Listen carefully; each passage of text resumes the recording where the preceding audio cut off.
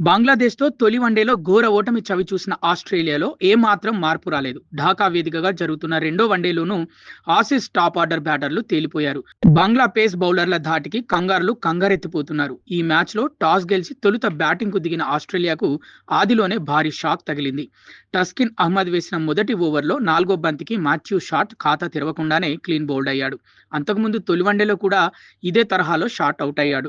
ఆ తర్వాత రెండో ఓవర్ వేసిన ముస్తాఫిజుర్ పర్యాటక జట్టును కోలుకోలేని దెబ్బ కొట్టాడు.